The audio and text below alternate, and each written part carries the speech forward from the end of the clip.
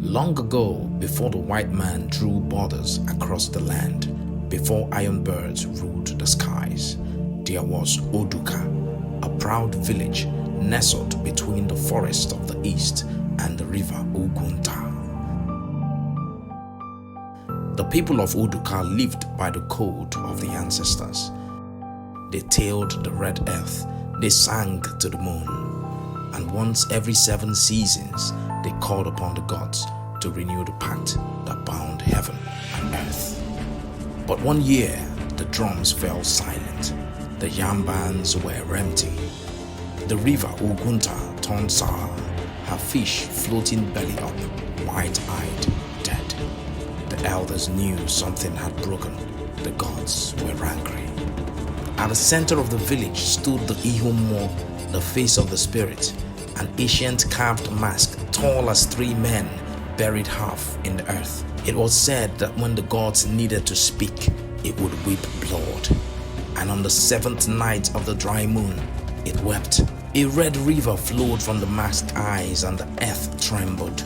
Children cried, dogs barked at the wind, and from the forest came a voice, not quite man, not quite beast. Oduka, you have forgotten the covenant. You dance without sacrifice. You feast without thanks. You build with wood not blessed by fire. Now we shall take back what is ours. That night, the sky opened. Thunder cracked like whips across the heavens. From the sacred grove came Allah, the earth mother, her eyes glowing like molten clay. Behind her, Amadioha, god of thunder, his footsteps shaking palm trees to their roots. The villagers fell to their knees. But it was the youngest, a girl not older than 10, named Ifunanya, who stepped forward, clutching goat's skull wrapped in banana leaves. We have not forgotten, but we are ready to remember. She laid the offering at the foot of Ihumo. The gods paused. Amadioha raised his arm, lightning dancing between his fingers.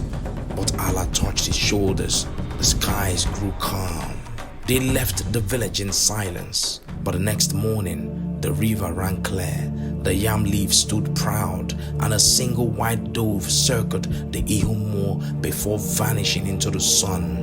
From that day on, the people of Oduka remembered the old ways, and once every 7 seasons, a child leads the dance, not in fear, but in honor.